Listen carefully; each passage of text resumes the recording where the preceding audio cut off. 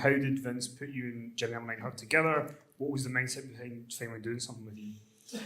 Well, I had, your first impressions are everything. Like your first audition. Like I had a huge knee surgery in July of 1984.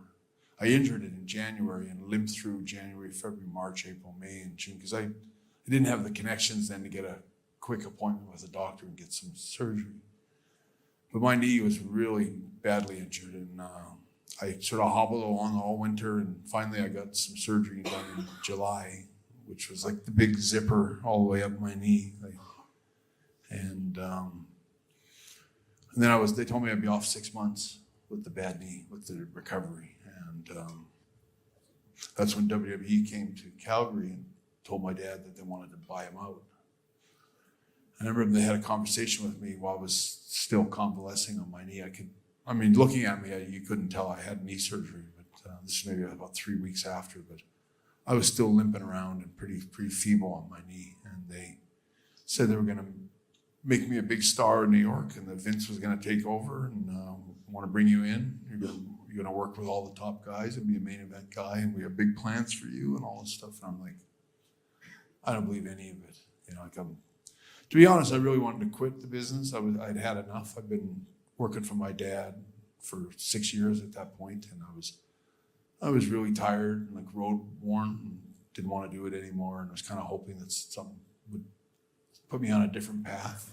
But I remember I said, well, I'll give it a try. And eventually that's what happened. WWE bought my dad out. They never paid him. They never paid my dad one penny, and they stiffed him. They bought the territory for $750,000, and he never saw one penny for it. I never knew that till the end of my career, that they never paid him. And my dad took his TV show off the air, and it was WWE all of a sudden in Calgary. And one of the first things they did is fly me and Dynamite Kid down. And Dynamite Kid didn't want to go. He was very suspicious, Dynamite was making a lot of big money in Japan, and he did not want to go to WWE. He kind of knew it as I did back in those days. WWE was considered the big man territory, where everybody there was 6'4" and 300 pounds. They all wrestled like dinosaurs. It was big muscle guys and big, humongous wrestlers. And so he was like, we're never going to make it down there. Guys yours and my size are going to be ignored there. And he was probably right about that, but WWE was taking over in a different way. They were going to change wrestling. And I don't think Dynamite understood that, nor I did necessarily at the time. But anyway, so they flew me and Dynamite down, and I could barely, my knee was still really bad. And I hadn't had a match, really had a real match, or like a great match, in probably since February of that year. So it'd been 7 months or so since I really could run and do stuff. But even at this time after the surgery, this is about 3 or 4 weeks after my surgery, and they flew us down for like our first audition.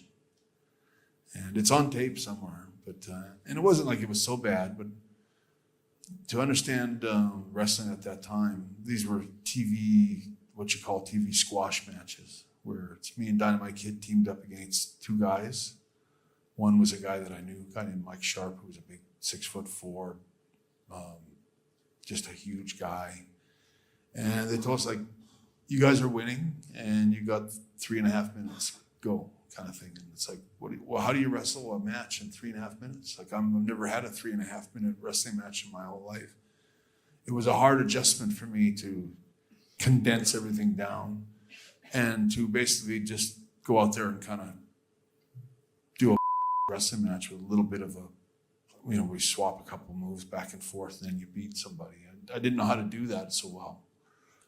And for the end of the match, Dynamite slammed the guy in. I did something where I was supposed to slam the guy for Dynamite. Dynamite was going to do the flying headbutt off the top, which was his finishing move. So I slammed the guy, but I guess I slammed him facing the wrong way. And I remember Dynamite was standing on the corner. He's like, everybody looked at me and goes like, for sakes. And I'm like, cut me some slack. I got a bad knee, and haven't wrestled in 5 months and my timing's all off and everything. And anyway, so I had to go back and slam the guy and move him into a different position. And even then, I guess I slammed the guy too close to Dynamite. Dynamite had to do his headbutt, like where he just kind of fell off the corner. But he was kind of not mad, but kind of like, I remember like shaking his head and like rolling his eyes at sort of that I didn't make him look good either. But and I remember that 1, 2, 3, and then we started walking back to the curtain. I remember thinking I screwed up everything. It certainly wasn't the best match for me because I could barely kind of walk around in there without letting on that I was injured. And I had told them all this. I've just had knee surgery, and I really shouldn't be in a wrestling match right now. But I'll go out there just to show you that to try to be a trooper kind of thing. But I remember when I walked back, and I knew it was a pretty lousy match for me. Like it wasn't. I didn't really shine very good. And we came back through the curtain. And I remember Vince McMahon just ignored me completely. He just never even looked at me. Like I walked past him, and he was almost like I knew it's like I didn't make a very good impression on him. And then as soon as Dynamite came back, he was like all gushing about Dynamite, fantastic, and loved your match, slapping him on the back. But anyway, that for me, I failed my first audition. And, then I went to Japan for about 4 weeks right after that. And then I came back, and the day I came home from Japan, I started full-time for WWE. And I was the only guy that was full-time. Dynamite quit because they paid us that day for the TV tapings. They paid Dynamite and me $50 they flew us all the way in, and we had to pay our own hotel, and we had to pay our own trans, and they took up our airfare, but that was it. And Dynamite got $50, and I got $50, and they said that's what we pay everybody for TV taping. You only get $50, and Canadian too. So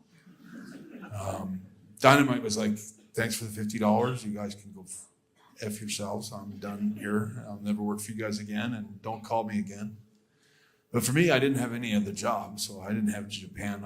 Although I was working in Japan, I wasn't really as big a star. The big thing for me wasn't going to be Japan.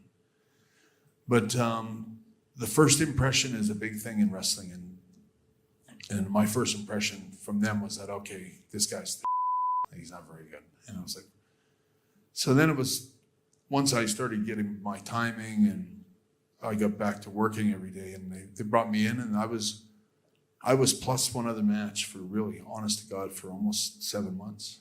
Then they never put my name on a program. There was never Bret Hart from Calgary, or it was just plus one other match. So I didn't have any TV time.